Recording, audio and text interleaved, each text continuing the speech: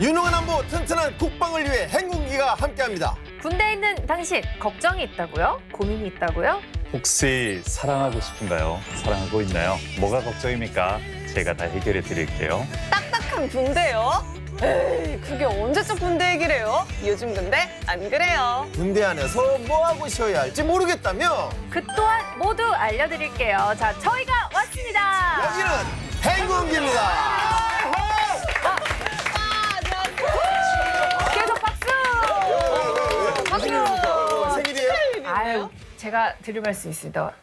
우리 군인들이 가장 위험한 순간이 언제인 줄 아시겠죠? 위험 지역에 있을 때 우리 그렇죠. 군인들이 가장 위험하잖아요. 네. 하지만 그 순간 안전하게 있을 수 있는 스마트한 시대가 열렸습니다. 박수!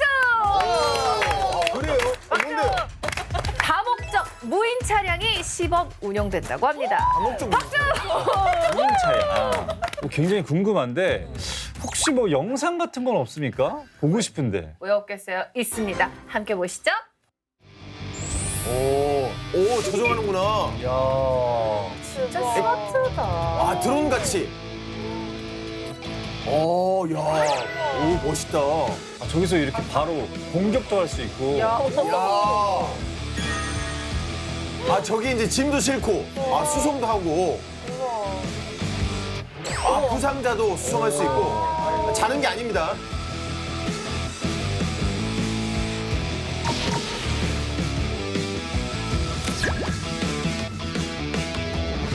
사실 이런 상황이 아직 꿈만 같기는 해요. 근데 저도 이런데 진짜 선배님처럼 저랑 20살 차이 나시는 분들은 얼마나 더 꿈 같겠어요. 선배님처럼이란 말 전혀 없었는데.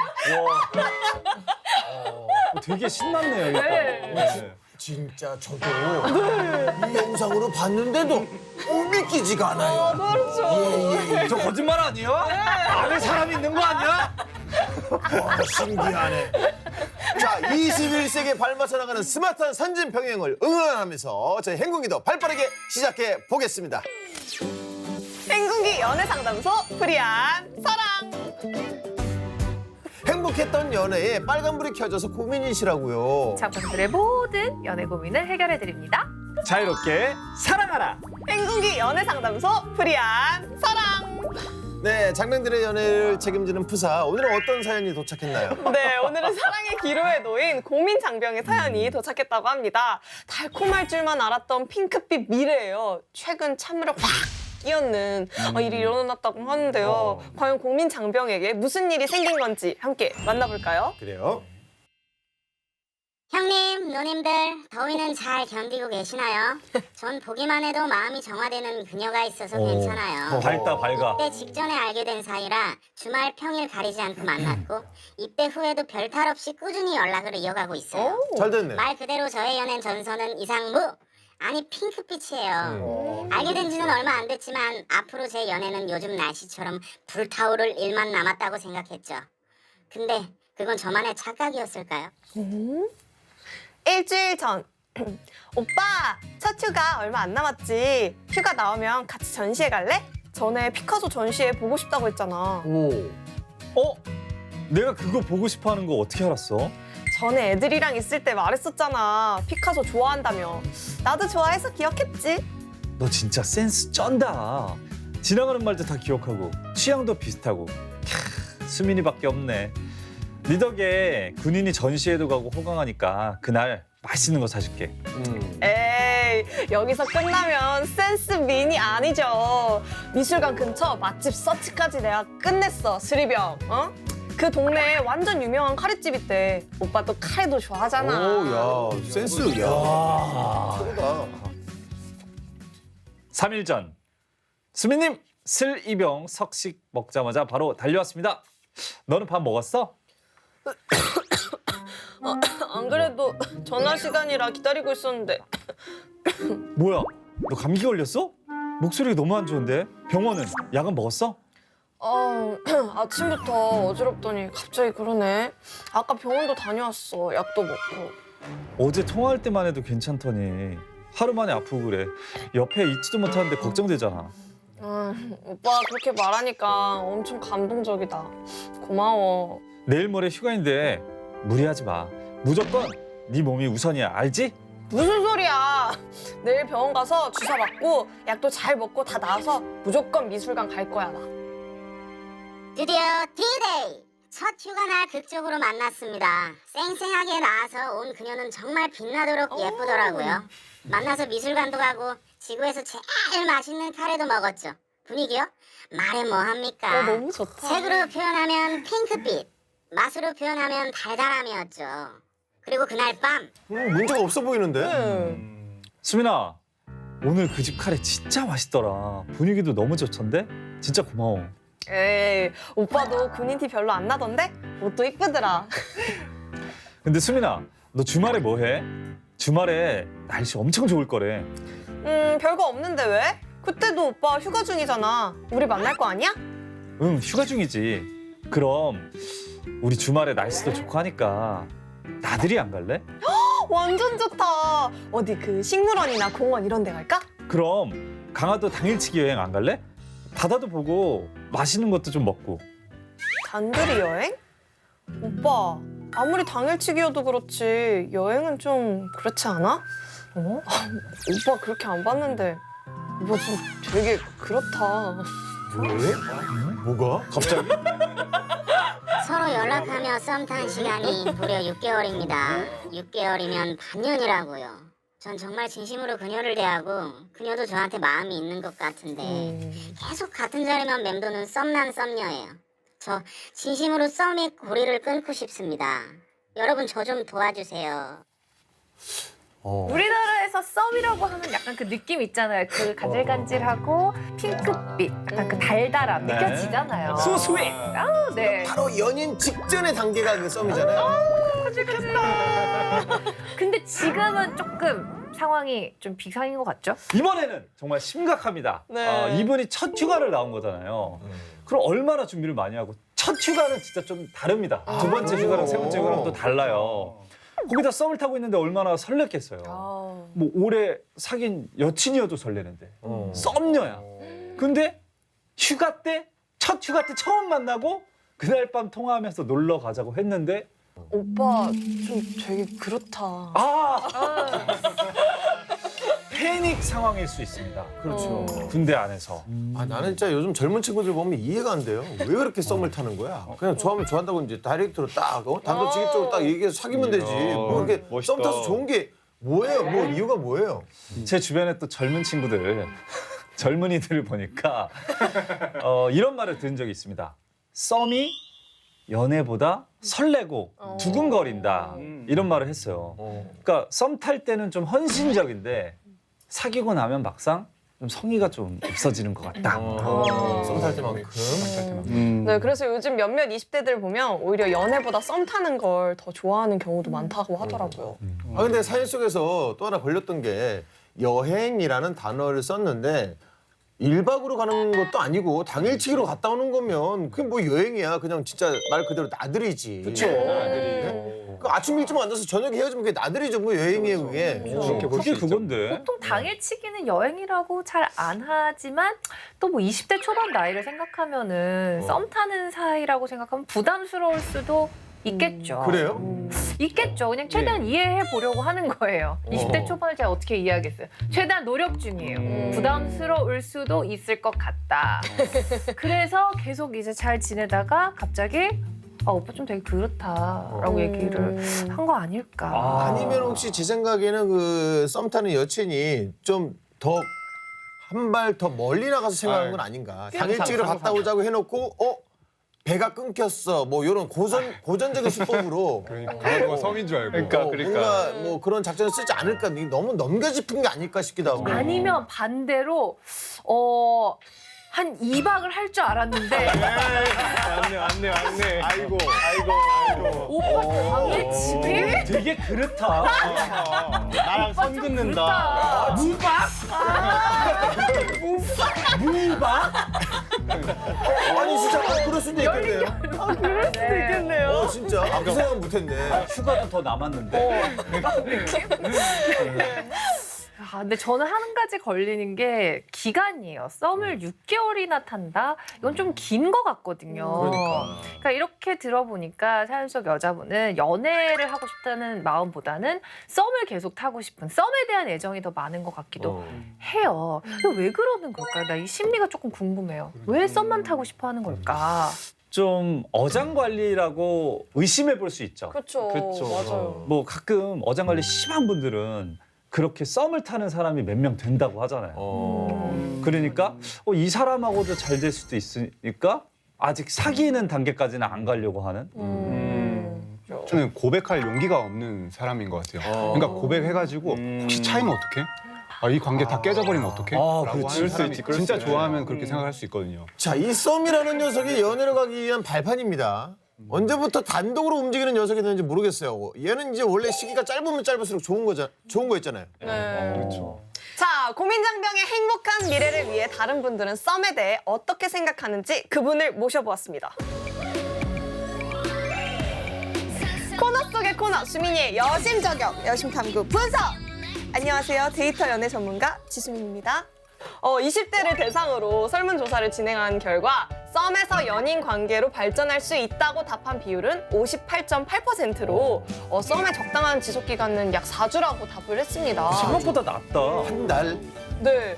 이어 썸을 끝내고 싶은 상황에 대한 질문에는 남성과 여성 모두 연애 생각은 없고 썸만 즐기는 것 같을 때라는 의견이 1위를 차지했다고 해요. 아무리 설레는 썸이라고 해도 진전 없는 관계는 상대방을 그렇지. 정말 지치게 만들 수도 있다는 거, 네, 모두 아시겠죠? 맞아요. 그래서 저희가 고민장병한테 해줄 말은 사실 빨리 썸을 청산하고 직진해봐라. 이렇게 좀 정리를 할 수 있을 것 같아요. 그렇죠. 자, 그러면은 일단 발전 가능성이 있는지 없는지부터 솔직하게 한번 얘기를 해봅시다.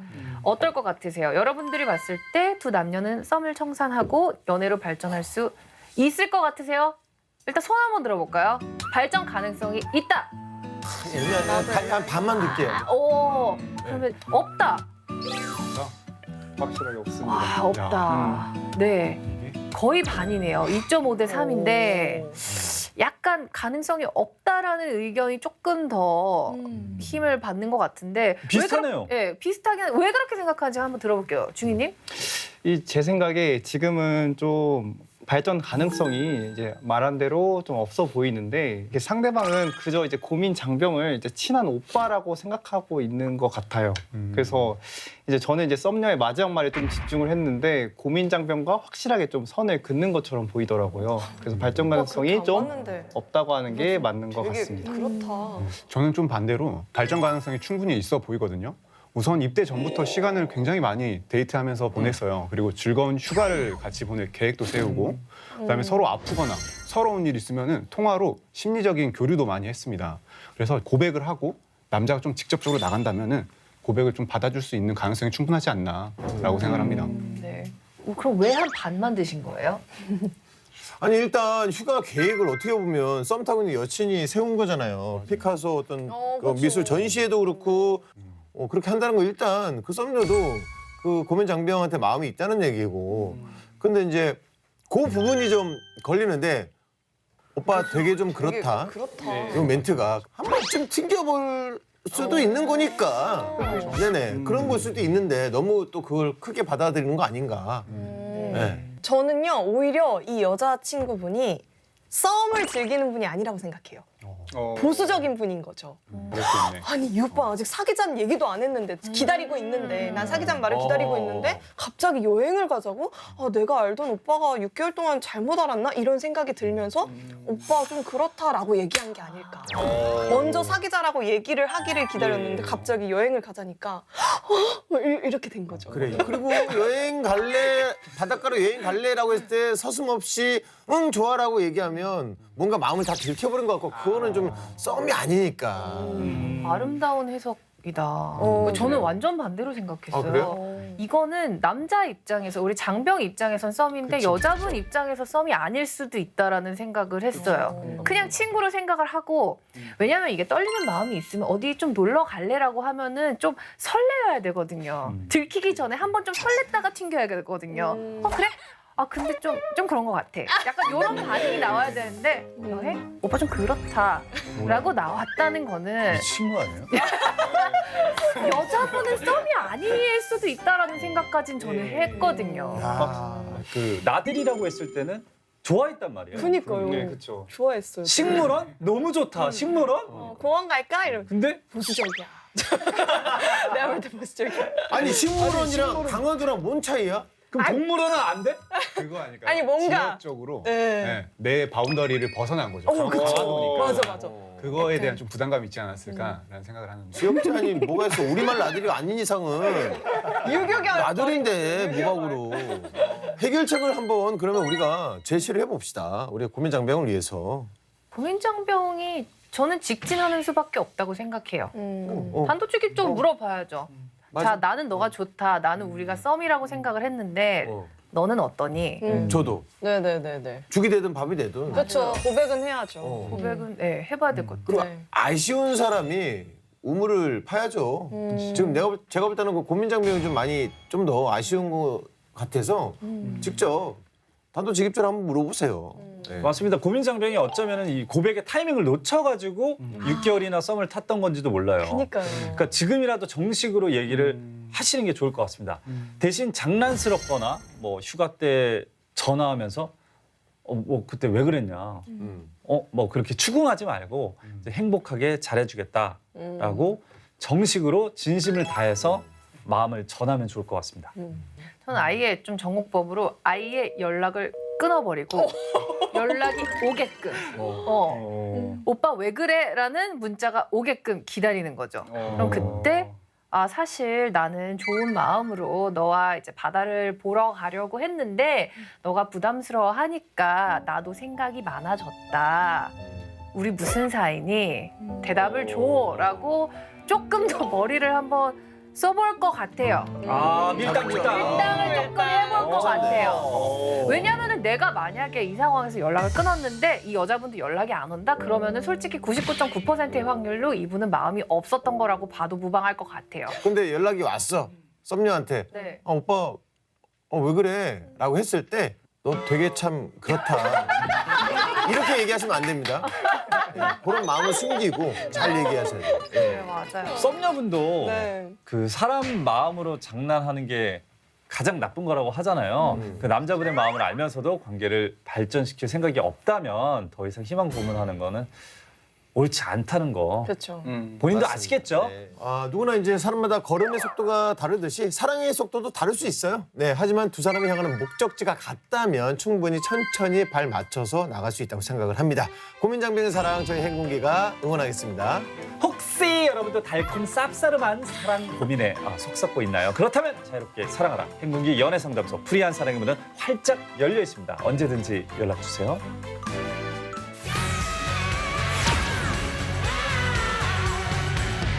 장병의 인권을 사수하라 인싸. 인권을 지키느라 늘 바쁜 슬리피 씨. 네. 요런 얘기는 제가 전부터 하고 싶었던 얘기인데 그 인권성 있잖아요. 네. 오프닝 때 하는 거 지금 이제 할 거. 네. 우리들을 믿고 따라와. Let's go. 요 그대들의 인권을 사수하고 싶나? 네. 그 방법을 인권맨이 알려주는 사수. 존중이란 말은 전후에 또 다른 이름이죠. 매번 들어보면 일정하지가 않고 매번 장르가 다르게 그냥 본인 하고 싶은 대로 막 부르는데 프리스타일. 왜 그런지와 오늘은 어떤 장르로 할지를 미리 좀 얘기를 해주세요. 저는 변칙적인 거 좋아해요. 닫혀 있는 걸 싫어하는구나. 그렇죠. 틀에 박힌 그런 스타일 말고 저는 그렇지. 카멜레온 약간 탈색조? 카멜레온. 변칙 무슨 말인지 플로우. 오늘은 이제 트롯으로 준비했습니다. 오늘은 트롯으로 준비가 되어 있습니다. 한전한 평영 열린 평영 인권 보장하지 존중이란 말은 전후에 또 다른 이름. 야 괜찮다. Let's go. 네. 이걸로 갑시다. 이걸로 픽스합시다. 트롯으로 할까요? 네, 계속 트롯으로 합시다.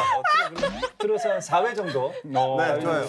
자, 저만큼 준비성 철저한 분이 또 있습니다. 인권 긁어주는 남자, 효자손. 오늘은 그동안 안 했던 얘기를 또 준비했다고 하는데요. 그럼 다 같이 불러보겠습니다. 준비됐지? 자손이 형! 형 불렀어? 형이 오늘도 간지러운데 좀 긁어줄게. 이제 시작한다. 관리 집중하자.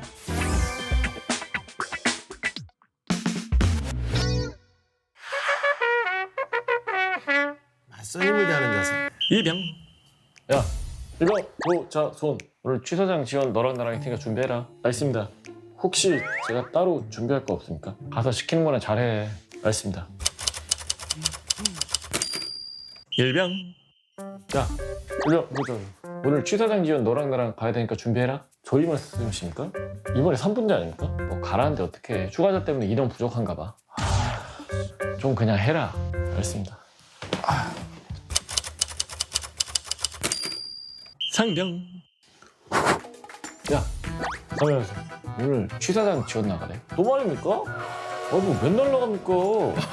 몰라, 짜증나게. 저 못 갑니다. 맞아, 그럼 맞아. 나 혼자 가? 갔다 오십시오. 빨리 가자. 진짜. 병장. 야, 오늘 그 취사장 지원 좀 나와달라는데? 취사장 가자. 가자.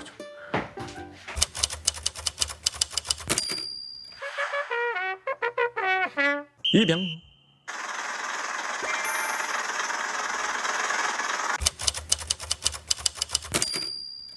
저 때 생각나네요. 맞아요, 맞아요. 네. 일병.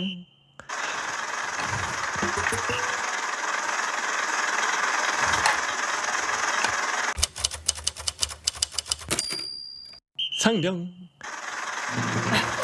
보지 마, 씨. 위험해. 보면.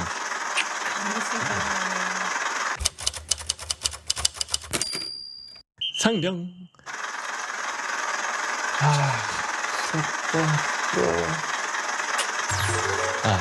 나 언제 나가냐? 나 언제 나가? 병장. 그냥 가시네. 가지 마, 야, 가지 마. 이런 줄 누가 잘해, 씨. 가지 마. 아이고. 추워, 씨.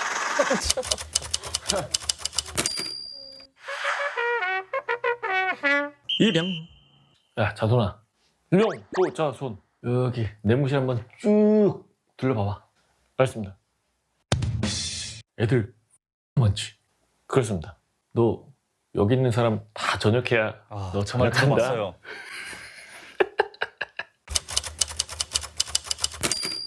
일병. 야, 자손아. 일병, 자손. 너 군생활 몇 번 했냐? 지금 30% 정도 했습니다. 난 군생활 30일 남았는데.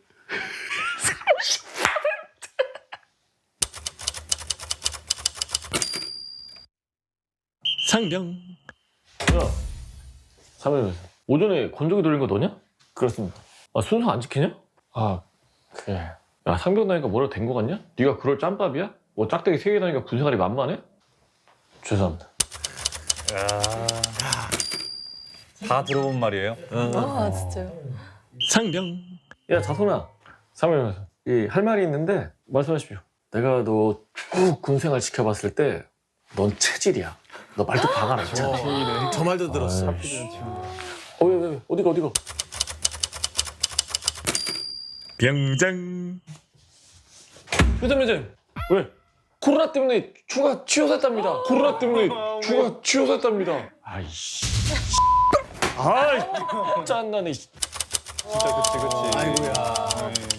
아이고. 자, 요즘 자손형 덕분에 행국의 너튜브가 들썩거리고 있습니다. 예, 역시 디테일은 남달라요. 네, 계급별 행동 강령에 대해서 자손이 형이 하나씩 짚어줬는데요. 자, 먼저 트럭 얘기가 나왔는데 그동안 행군기에서 안 다뤘던 것 같아요. 자, 트럭이 나오자마자 저는 60이라고 읽었는데 다들 이제 군대 갔다 오신 분은 60이라고 읽으시더라고요. 그쵸, 이거 그쵸. 어떻게 왜 그렇게 부르는 거예요? 60 아니죠. 60 트럭. TRUCK. 네, 60 트럭이라고 불러요.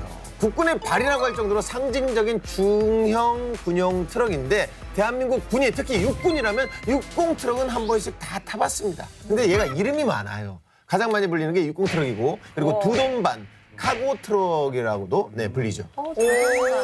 저도 예전에 두돈반 길에서 뭐 지금 삼겹살 삼겹살 그럴 수 있죠. 네. 씁니다. 네. 저도 진짜 학창 시절 때 길에서 정말 많이 봤거든요. 그래서 막 지나갈 때 오빠들 힘내세요 이러고 간 적도 있었어요. 그러고 막 진짜 좋아했겠다. 그러면 정말 힘든 거야. 그래요? 진짜 뭐 친구들이랑 되게 멋있어 보여가지고 그랬었는데 그럼 막 우와 이러고서 지나가거든요. 근데 항상 궁금했던 게 이 트럭은 대체 어디로 가는 걸까? 저 진짜 궁금했거든요. 네. 어디를 따로 가는 게 아니고요. 네. 그 말 그대로 군인의 발입니다. 뭐 작업 갈 때 타고 훈련 갈 때도 타고 무조건 이걸 타고 가요. 20명 정도 이렇게 양쪽으로 이렇게 쭉 탈 수 있는데 이제 그 안에서 계급별 모습들이 진짜 아까 효자손 맞아요. 네. 보여주신 것처럼 달라집니다. 이등병은 아예 정자세, 부동 자세로 네네. 있더라고요. 뭐 긴장해서 그런 거겠죠? 아닙니다. 아니요? 이제 트럭이니까 뒷자리의 경우에는 안전벨트가 없습니다. 그러니까 자리를 지탱하려면 총을 딱 바닥에 대고 중심을 잡아야죠. 살려. 예, 그렇죠. 그리고 이등병이니까 60 트럭을 탄 경험이 없으니까 적응도 못했겠고요. 그래서 이제 허벅지 사이에 총을 딱 넣고 딱 이렇게 정자세로 있는 겁니다. 안전벨트가 없고 좀 흔들리는 거라면 당연히 긴장할 수밖에 없을 것 같은데요. 그럼 60 트럭에도 명당 자리가 있겠네요. 있죠. 이등병은 위험하니까 대부분 이제 가운데 안전한 곳에 앉히고 상대적으로 위험한 자리가 제일 끝이에요. 그리고 이게 군용 차량이라서 이제 산도 올라가고 1m 정도는 이제 수산까지 들어갈 수 있어요.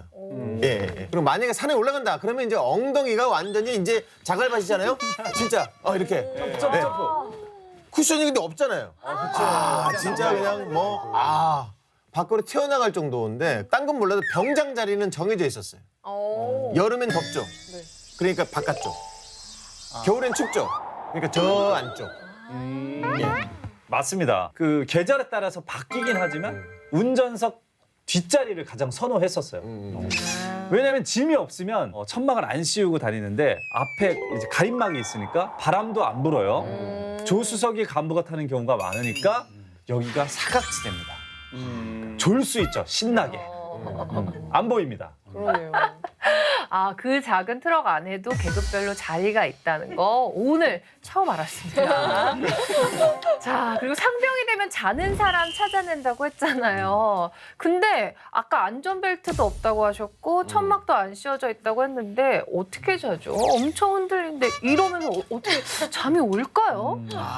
이런 말이 있죠. 불면증이 심하면 60 트럭을 타라. 혹한기 때도 잠이 와요. 그 안에 들어가면 타고 있으면 잠이 와요. 위험하다는 걸 알면서도 잠이 와요. 그게 문제죠. 예.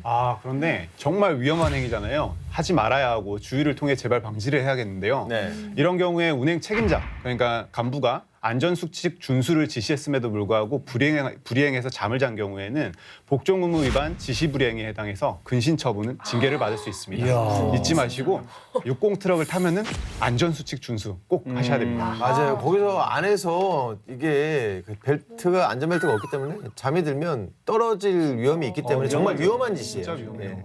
자, 이쯤에서 올 게 왔습니다. 리피의 군대 TMI 60 트럭. 왜 70도 아니고 80도 아니고 60이라고 부를까요? 궁금했어요. 맞아, 그러네요. 1966년 당시에 트럭이 이 미국 시사 거였습니다. 그때 모델 이름이 M602였어요. 나는 육군하고 공군만 탄다 그래서 60 트럭인 줄 알았어요. 아닙니다. 해군은 바다에 있으니까 트럭을 탈 일이 없으니까. 그럴싸하다. 해병대도 타지 않습니까? 근데 이 공트럭? 그래서 아닙니다. 예, 죄송합니다. 그런 줄 알았다고 얘기했잖아요. 예, 죄송합니다. 그렇죠. 다 타는 겁니다. 예. 임기준 중에는 저런 질문 안 해요.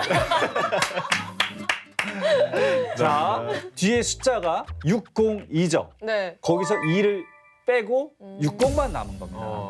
그래서 60 트럭이 된 거였고요. 그 이후에 1978년 우리나라 K사 모델인 K511로 바뀌었지만 쭉 그냥 불러왔던 대로 불리게 된 거죠. 60 트럭. 자, 그럼 다음은 계급별로 가장 듣기 싫은 말 봤는데요.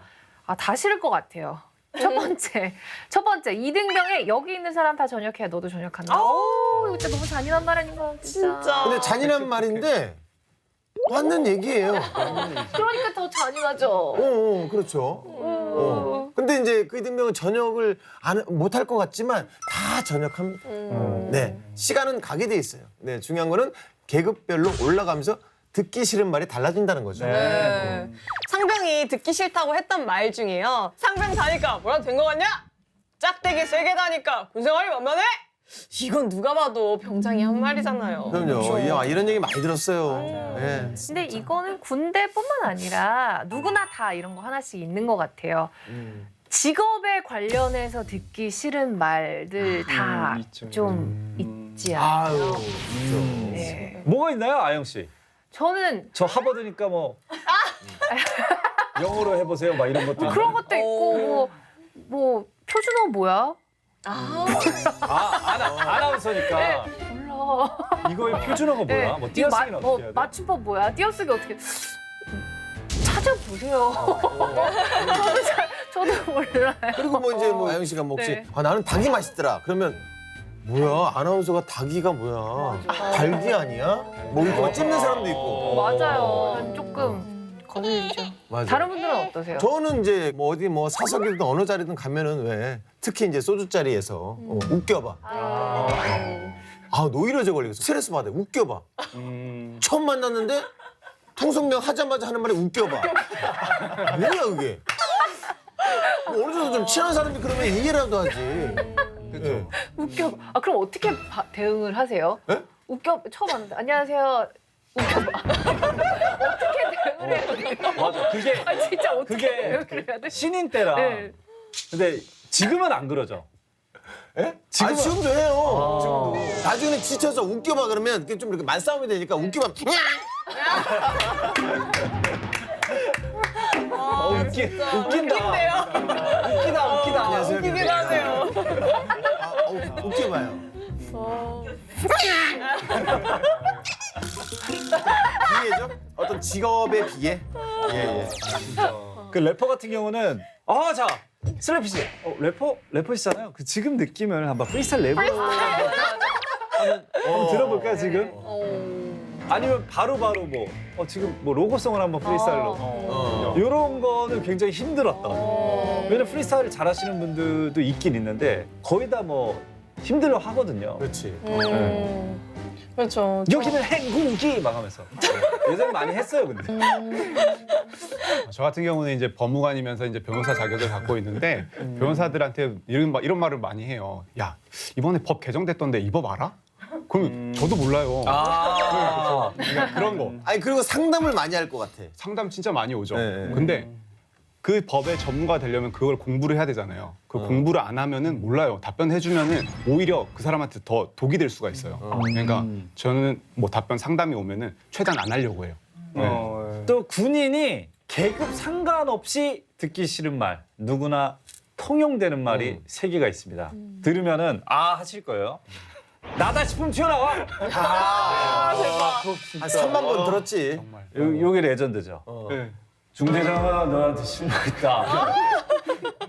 중대장은 항상 중대장을 붙이죠. 나는이라고 안 하죠. 그리고 사단장 요구 준답니다. 말만 들어도 이제 비상장 상황인 게 느껴지시죠? 청소 다 해야 돼요. 그렇죠. 그리고 이걸 말 안 하면 안 되죠. 휴가 나온 군인이 듣기 싫은 말 3개 있죠. 또 나왔어? 언제 볼게? 저녁하고 뭐 할 거야? 이게 언제 저녁하냐? 이 말. 진짜 따지고 보니까 정말 뭐가 많은데요. 앞으로는 조심해야겠습니다. 네. 자, 그러면은 인권 침해 여부 알아봐야 되겠죠. 계급별로 듣기 싫은 말, 일단 싫은 말이라고 하는 것 자체가 인권 침해는 확실할 것 같습니다. 자, 이 중에서 가장 심한 인권 침해 탑 오브 탑은 뭔가요? TOP. 상병 다니까 뭐라도 된 것 같냐? 라는 말입니다. 네. 먼저 듣기 싫은 말이라는 것 자체에 주목을 해야 되는데요. 육군 규정 120 병영생활 규정에 따르면 군인은 상대방에게 기분 나쁜 언어, 상처받을 수 있는 언어 사용은 금하고 있으며 폭언, 욕설, 인격 모독 등 일체의 언어 폭력을 금지하고 있습니다. 그러면 일단 여기 있는 모든 말들이 기분이 안 좋았을 것 같긴 한데 굳이 상병 다니까 뭐라도 된 것 같냐? 이 말이 탑인 이유가 뭐 딱히 따로 있나요? 언어 폭력은 듣는 이의 이제 주관적인 입장에서 뭐 부끄러움, 수치심, 모멸감, 혐오감 같은 감정을 느끼게 하는 것은 물론 객관적인 관점에서 피해자의 입장을 이해하기 하게 되는 것을 기준으로 하게 됩니다. 언어 폭력은 군 형법이나 형법상의 처벌에 있어서 중요한 부분을 차지하고 있습니다. 우선 형법 311조에서 보면은 공연하게 모욕을 하는 경우에는 1년 이하의 징역, 금고, 200만 원 이하의 벌금형에 처해질 수 있습니다. 군 형법에도 보면 제64조에서 상관을 면전에서 모욕하는 경우에는 2년 이하의 징역, 금고에 처하도록 하고 있으며 경계병 같은 초병에게 이제 모욕을 하는 경우에는 1년 이하의 징역, 금고에 처해질 수 있기 때문에 언어 폭력에 있어서는 주의해야 합니다. 네. 자, 사람 위에 사람 없고 사람 아래 사람 없다고 하죠. 여러분, 계급이 달라진다고 해서 우리 변하지 말아요. 그거 아시죠? 전역하는 순간 다시 똑같아지는 거예요. 맞습니다. 네. 인권 긁어주는 남자 효자손 자선영과 함께한 장병의 인권을 사수하라 인사. 앞으로도 가려운 인권을 속 시원히 긁어드리겠습니다.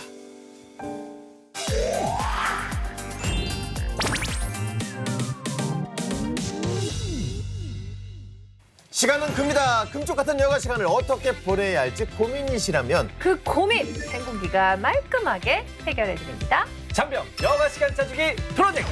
빈 시간 틈틈이 다 나와서 쉬어볼까 하나까입니다. 네, 호국 보훈의 달을 맞이해서 진행하는 군사 특집 3번째 시간입니다. 오늘은 어떤 시간이 준비되어 있나요? 평소 사람들이 자주 하는 말이 있죠. 떠나고 싶다. 다들 궁금하시죠? 네.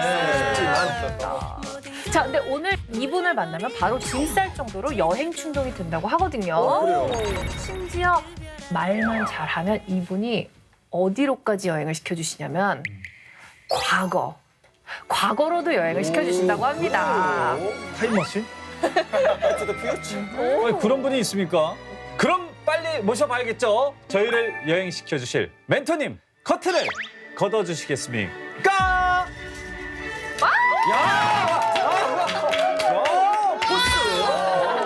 조금만 자세히 보면 내가 있는 세상을 다르게 볼 수 있다. 안녕하세요. 여러분께 새로운 여행의 매력을 알려드릴 이봉수 소장입니다. 반갑습니다. 자, 이봉수 멘토님을 만나면 여행 충동이 들고 과거로 여행을 떠날 수 있다고 들었는데 그게 무슨 소리입니까? 제가 그걸로 아주 유명한 사람이거든요. 그리고 오늘 제가 준비한 투어의 컨셉이기도 합니다. 여기 혹시 전적지라는 단어 들어보신 분 있으신가요? 전적지. 전적지. 전투를 벌였던 그 장소를 전적지라고 하지 않나요? 네, 대충 그런 얘기이긴 한데요. 전적지는 대충. 전쟁의 흔적이 남아있는 곳을 말합니다. 우리 주변을 보면은 굉장히 많은 곳이 다 전적지예요. 그게 무슨 뜻일까요? 그 장소가 바로 역사의 현장이라는 말입니다. 살아있는 역사의 현장을 보며 즐거운 여행을 하실 수 있도록 제가 전적지 투어를 준비했습니다. 야 기대된다. 네, 요즘 진짜 코로나 때문에 해외여행은 꿈도 못 꾸잖아요. 네. 지금 시국에 딱 맞고 전적지 투어라는 것도 정말 의미 있을 것 같은데요. 저희 그럼 어디로 떠나나요? 대양해군의 시작은 이분일 텐데요. 해군은 이분의 후예라고도 하죠. 대양해군의 시작. 충무공 이순신의 전적지를 준비했습니다. 와. 이순신 장군 하면 대한민국 사람들이 가장 존경하는 위인 1위잖아요. 그렇죠. 그분의 전적지면은 어디죠? 자, 다들 여행 떠날 준비 되셨나요? 네. 행군기 투어에서 준비한 첫 번째 장소는 바로 여기입니다.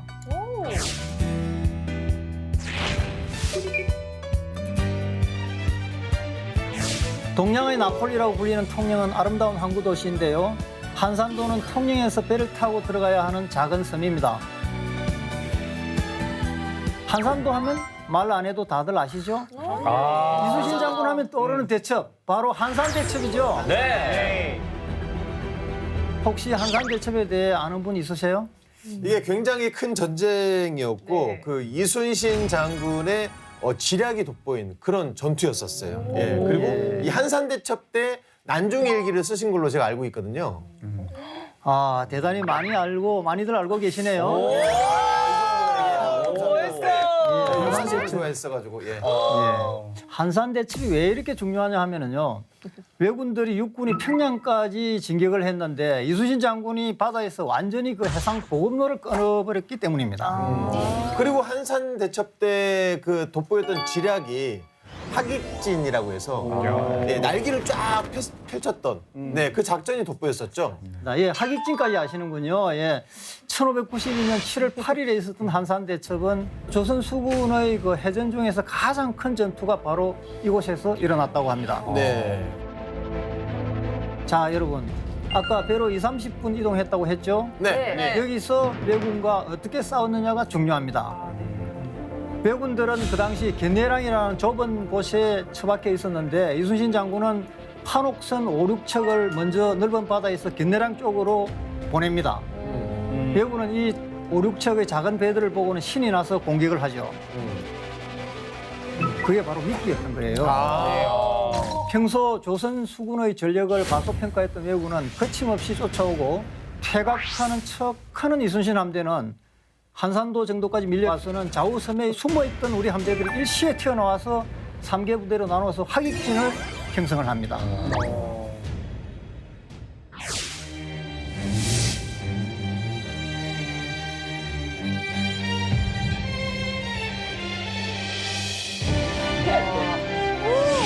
아 저렇게 유인을 해서 아니 미치 올라왔구나. 와 진짜 장난 아니다. 대박 대박.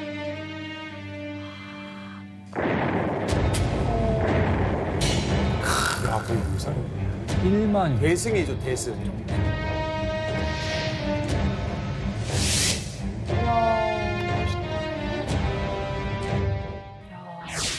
약간 소름 돋고 있어요. 진짜 멋있다. 이후 왜군은 다시는 조선의 바다를 넘보지 못할 만큼 큰 승리였습니다. 박수 한번 여기서. 자, 이제 하깃진을 봤으니 한산도에 발을 디뎌볼까요? 네. 한산도는 정말 이순신 장군의 섬이라고 해도 과언이 아닌데요. 배에서 내려서 10분 정도 걸어가면은 제성당이 나옵니다. 한산도 가면은 다 여기는 기본으로 가는 코스예요. 제성당은 이순신 장군의 작전 사령관실입니다. 쉽게 이야기하면은 임진왜란 중 이순신 장군이 참모들과 작전 회의를 이곳에서 했던 곳이에요. 여기서 수많은 승전에 대해서 논했던 최전방 막사 같은 곳이라고 그렇게 할 수가 있습니다. 제성당 위쪽에는 충무사가 있는데요. 이건 사당입니다. 여기에 가면은 이순신 장군을 추모하는 분들도 여러분들이 많이 보실 수 있을 겁니다. 그리고 제성당 옆에는 보면 수루가 있어요.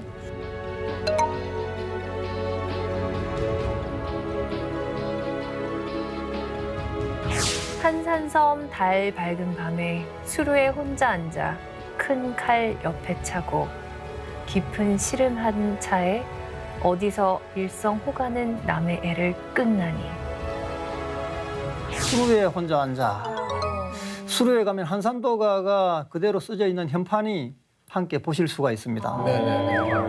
저기 혼자 자, 앉아 계시구나. 행군기 투어 두 번째 장소로 넘어가겠습니다. 이번에는 갈 곳은 사천입니다. 사천. 예.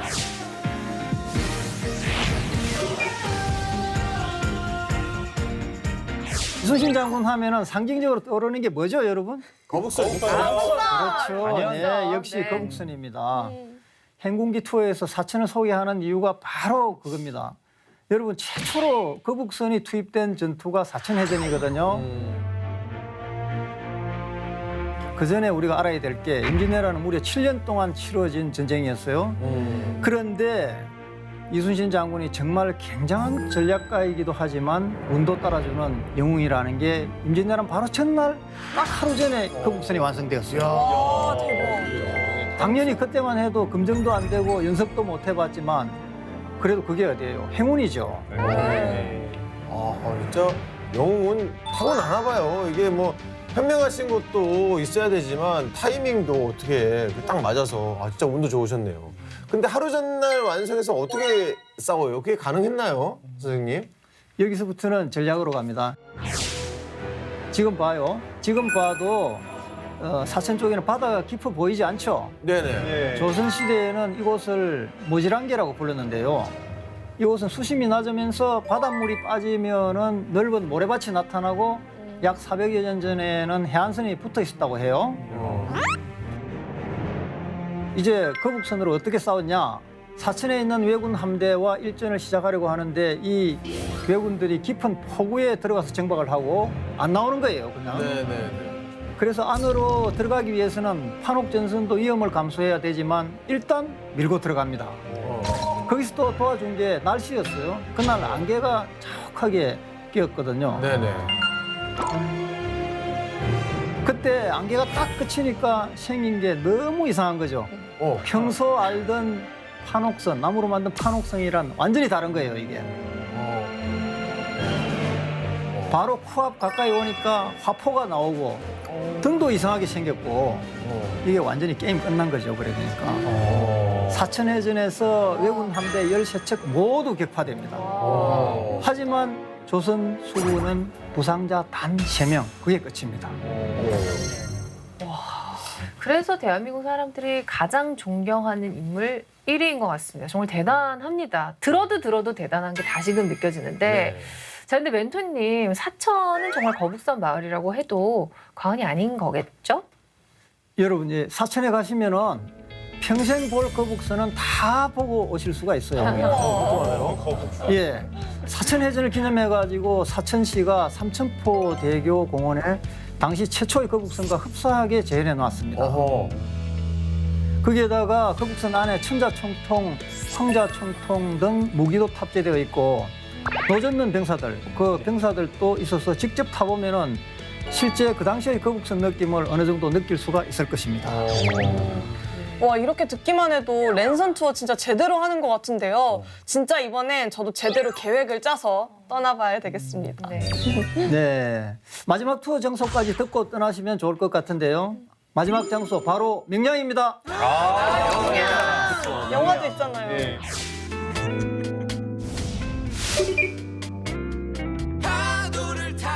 요즘에 진도에 여행 많이 가더라고요. 그러니까 여기가 낙조가 그렇게 예뻐서 많이 간다고 하는데 유명한 펜션들도 있고. 예, 진도는 낙조가 유명하죠. 그게 세방낙조라고 합니다. 그리고 신비의 바닷길이 이렇게 모세가 했던 식으로 탁 이렇게 갈라지는 곳이 있죠. 이순신 장군이 여기서 대성을 거둘 수 있었던 것은 조류 때문이었습니다. 여러분, 조류는 밀물과 썰물을 조류라고 하잖아요. 지금은 여기에 진도대교가 세워져 있는데 진도대교가 있는 곳이 명량해전이 펼쳐진 바로 그 현장입니다, 여기가. 이곳 이름이 울돌목인데요. 이름은 울돌목이라는 이름에서 모든 전략이 다 나온 겁니다. 여기서 우리가 울이라고 하면은 물이 흘러가면서 얼마나 세게 흐르는지 막 울음 소리가 나는 거예요. 그리고 돌은 이게 회오리가 돼서 빙글빙글 도는 겁니다. 그래서 울며 돌며 물이 지나간다고 해서 울돌목이라고 얘기를 했습니다. 그래서 남해에서 들어온 물이 여기를 지나면서 이제 서해 목포 쪽으로 빠지는데 그게 굉장히 좁은 해역이기 때문에 엄청난 속도의 조류로 돌변해버립니다, 그 자리에서. 그래가지고 그 밑에는 또 바위들이 굉장히 그 안반이 불규칙하게 배치가 되어 있기 때문에 물이 솟구치거나 회오리 현상이 일어나가지고 완전히 소용돌이가 일어나 버리는 것입니다.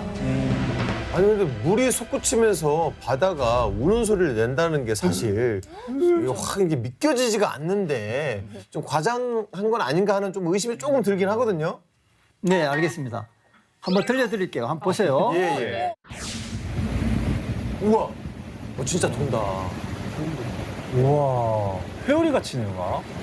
오, 그러네. 그리고 소리가 오, 저기 와, 회오리처럼. 되게 무섭다, 뭔가. 이제 믿으실 수 있겠죠? 네. 이 울돌목을 한자로 하면은 바로 명량인 거예요. 울명자에 좁은 해협 량자입니다. 아마 영화 명량을 본 분들은 궁금해서라도 진도에 가셨을 텐데요. 실제로 보면 더 놀라실 겁니다. 거기서 이순신 장군의 명대사가 나오죠. 슬리피시 혹시 그거 아시나요? 몇 개가 있는데 이게 아닐까 싶습니다. 신에게는 아직 12척의 배가 있습니다. 예, 맞습니다. 그 신전선 상류 12 그렇게 말씀을 하셨는데 네. 여기서 하나 정정할 게 있어요. 영화에서는 12척이라고 했지만 정확히 말하면은 13척입니다. 그나마 그래요? 숫자는. 예. 그 배설이 가져온 12척에다가 전라우수사 김억추가 한 척을 최후의 순간에 추가를 했어요. 그리고 13척이 됐습니다. 아. 명량해전은 간단합니다. 울돌목이 얼마나 험한 바다인지 방금 보셨죠. 네. 왜군은 해협을 따라 좁고 길게 통과하려고 해요. 남해와 서해의 분기점인 명량, 울돌목을 통과해야 서해로 들어갈 수가 있지만 통과하기가 굉장히 힘들죠. 그래서 조수 간만이 바뀔 때 출구를 차단하고 적진의 돌격, 네.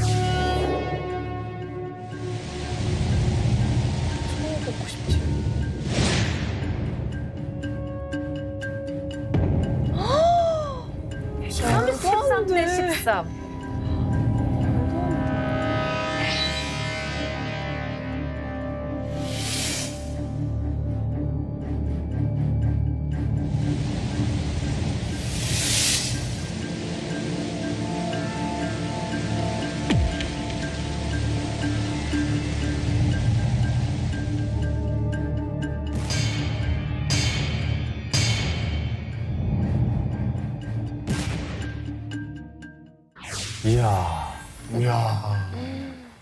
네, 이 내용은 사실 영화로도 보고 많이 들었잖아요. 그래서 잘 알고 있었는데도 이렇게 다시 보니까 가슴이 이렇게 좀 찡해지는 게 있는 것 같아요. 그 이순신 장군님의 필사직생, 군인 정신의 표본이라는 거를 몸소 보여주신 것 같습니다. 맞습니다. 왠지 저기 가면은 이순신 장군님의 기운을 팍팍 받아서 올 것 같은 생각이 드는데 저 회오리는 24시간 내내 치나요? 조류 차이가 있으니까 아닐 것 같기도 하고요. 울돌목의 유속은요. 매월 그 음력 보름과 금음의 가장 장관이라고 하니 참고하십시오. 계절에 따라 조금씩 차이가 있지만은 오후 2시 내지 3시경 썰물 때 소용돌이가 가장 격렬하게 일어납니다. 시간 맞춰서 한번 가보시는 게 좋겠죠. 네, 전 울돌목도 궁금하지만 명량해전의 명장면을 실제로 보고 싶은데요. 결국 영화를 다시 보는 수밖에 없겠죠? 예, 그럼 수민 씨는 음력 9월에 진도를 가시는 걸 추천해 드릴게요. 실제 명량해전이 벌어졌던 울돌목에서 이순신 장군의 호국 정신을 기리며 명량대첩 축제를 진행해요. 대박이다. 예. 그때 가시면 명량대첩 재현 현장도 보실 수가 있고. 아 그래요? 예, 거북선 모양의 유람선이 또 있어요. 거기 가면은. 네네. 그걸 타고 다양한 체험을 즐기실 수 있을 겁니다. 네, 저희가 이 투어를 시작하기 전에 해군이 충무공의 후예라고 했잖아요. 그런데 해군뿐만 아니라 우리 모두가 충무공의 후예로서 그분의 그런 정신을 이어받아야 될 것 같습니다. 맞습니다. 네. 자랑스러운 역사가 여기에 있기에 지금 이 자리에 여러분이 있다는 것 잊지 마시고요. 이순신 장군은 늘 우리 곁에 있습니다.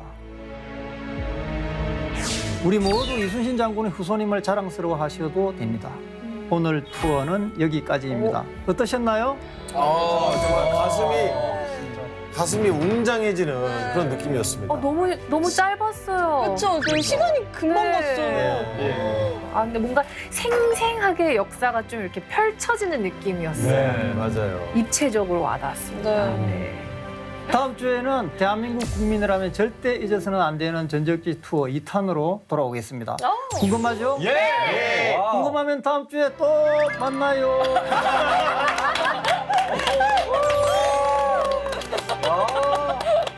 네, 짧은 시간 동안 여행을 제대로 한 것 같습니다. 마음속에 애국심부터 시작해서 긴 여운이 남아서 이순신 장군님에 대해서 다시 한번 생각하게 됐네요. 네, 저는 시간을 내서 정말 꼭 한번 찾아가 봐야겠습니다. 이봉수 멘토님 감사합니다. 네, 자 장병들의 슬기로운 여가 생활을 위한 단학가 다음 주에도 더욱 유익한 주제로 다시 돌아오겠습니다. 네, 건강하고 열린 병영 문화를 위해서 저희 행복이는 항상 함께합니다. 전군의 행복한 병영 생활을 위한 행복이 다음 주에도 많은 기대 부탁드립니다. 차렷 경례 해군. 네, 수고하셨습니다.